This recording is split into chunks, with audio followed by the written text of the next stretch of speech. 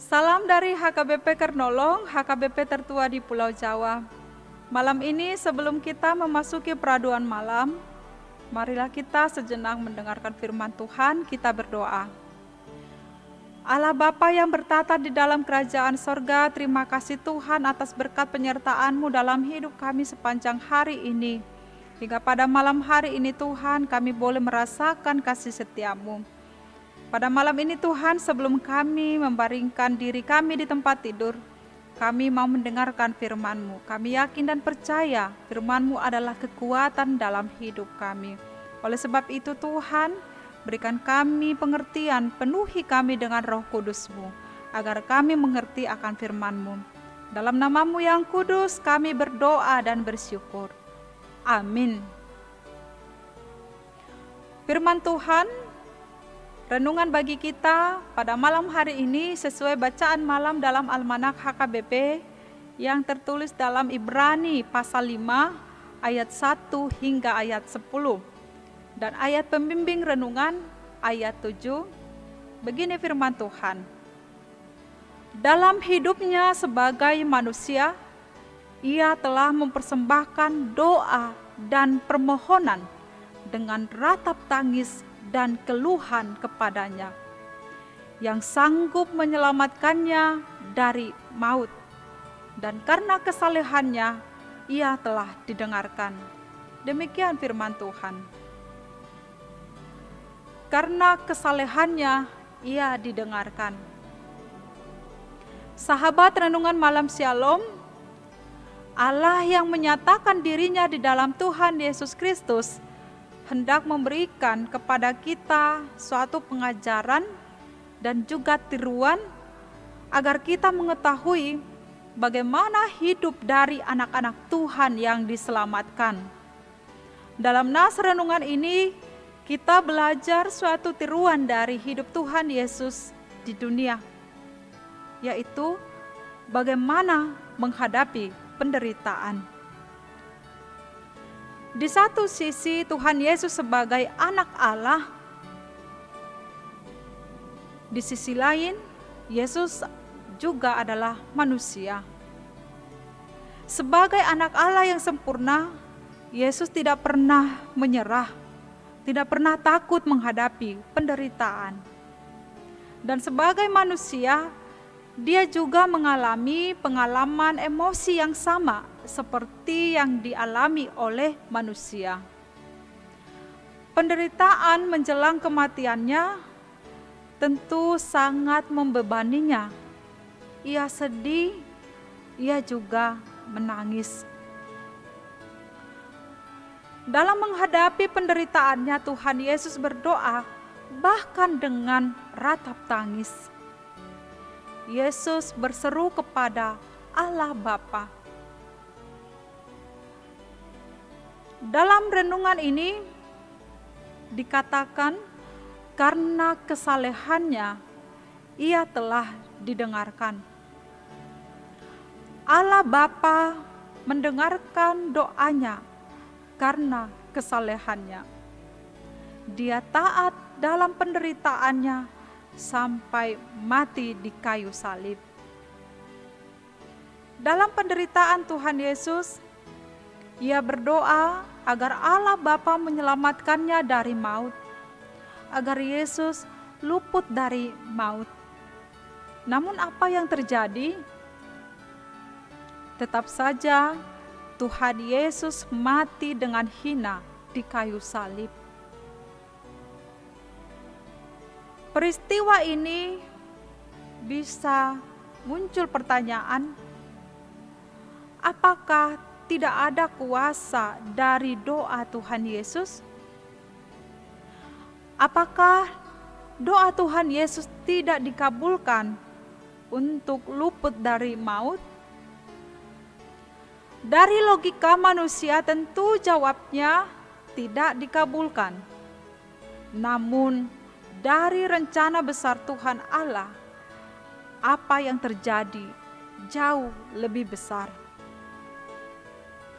Karena ketaatan Tuhan Yesus, ia menjadi pokok keselamatan yang abadi bagi semua orang yang taat dan percaya kepadanya.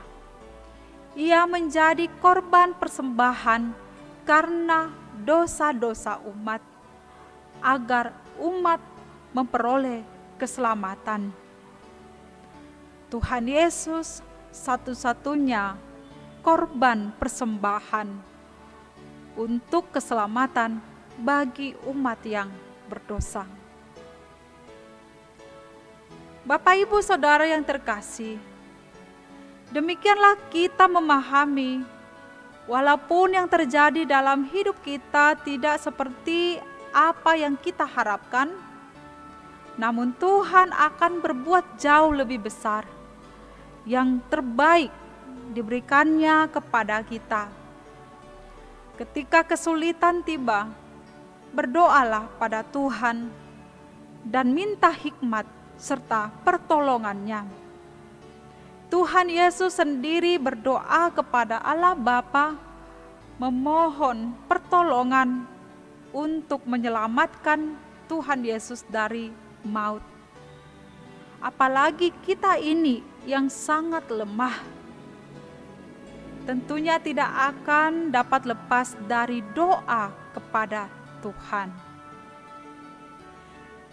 Ketika kita ada niat untuk berdoa, hal ini menandakan bahwa pergumulan dan kesulitan yang kita hadapi dalam hidup kita, pasti kita dapat melewatinya. Ketika kita memanjatkan doa kepada Tuhan, maka itu artinya kita tidak sendiri dalam menghadapi pergumulan hidup kita, tetapi kita bersama dengan Tuhan. Doa adalah kekuatan dan peneguhan bagi kita. Dengan memanjatkan doa, maka bukan lagi ketakutan yang menguasai diri kita, tetapi kita akan dikuasai oleh kekuatan dan keyakinan dari Tuhan. Sehingga doa itu tidak hanya sekadar permohonan, namun saat kita berdoa, Tuhan telah memberikan kepada kita kekuatan dan keyakinan untuk dapat menghadapi setiap pergumulan masalah juga penderitaan dalam hidup ini. Sepahit, seberat apapun derita dan pergumulan yang kita hadapi, tetaplah kita jalani, tetaplah kita hadapi dengan tidak gentar. Jangan pernah lari dari masalah. Jangan tinggalkan iman percaya kita kepada Tuhan. Allah Bapa sangat mengasihi kita. Allah Bapa juga mendengarkan doa-doa kita. Allah Bapa juga mendengarkan setiap permohonan kita. Dan Dia juga akan menolong apapun yang kita butuhkan jika kita datang kepadanya dengan rasa hormat, dengan ketaatan dan kesalehan. Mari kita senantiasa tekun memanjatkan doa-doa dan permohonan kita kepada Tuhan, maka Tuhan akan bertindak, menolong dan menyertai kita senantiasa. Amin. Mari kita berdoa. Terima kasih Bapa di sorga atas berkat Tuhan bagi kami melalui firman renungan yang boleh kami dengarkan pada malam hari ini. Mengingatkan kami Tuhan untuk tekun berdoa, memanjatkan doa dan permohonan kami kepada Tuhan. Ajarlah kami untuk yakin akan kuasa dan kekuatan doa, memberikan pertolongan dalam hidup kami ketika kami menghadapi berbagai macam persoalan, masalah, pergumulan dalam hidup kami masing-masing.